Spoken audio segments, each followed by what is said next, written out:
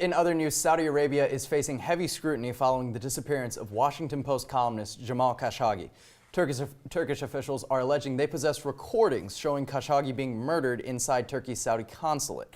This controversy is now creating new tensions in U.S.-Saudi relations, and here to discuss them is Talking Points analyst Brandon Ross. All right, Brandon, great to have you here. To start off, how is Trump dealing with this? I mean, we've seen him kind of brush off authoritarian dictators behaving badly in the past. What's different about this? Well, this one's interesting. If you asked me this question at the beginning of the day, you'd be getting a completely different answer, because at the beginning of the day, it seemed like Saudi Arabia was getting ready to say, deny, deny, deny, we don't know anything about this.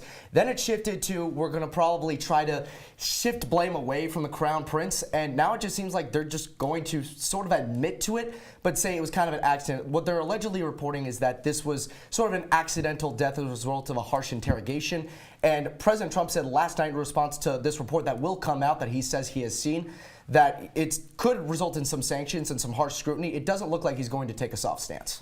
And now that the White House has heard Saudi Arabia's side and is getting more information from that end, what are the next steps to resolving this crisis? Well, first the report's going to be released, and then immediately after that, Secretary of State Mike Pompeo is going to go to meet with the King of Saudi Arabia very soon. And once we see what happens in those conversations, we'll get a good gauge of what will follow. But it'll be interesting to see what the steps are beyond that.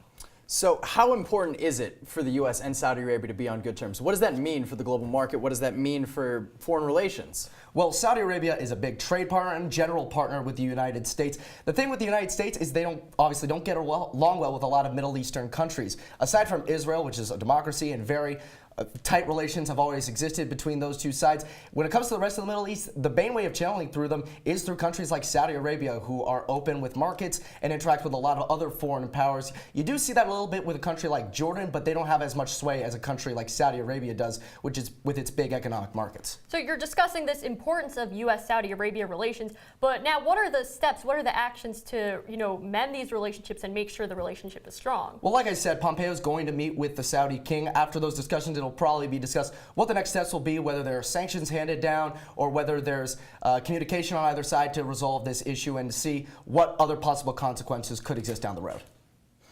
Well, B. Ross, important to look at this going forward. Thank you so much for being here. Great stuff. Thank you for having me.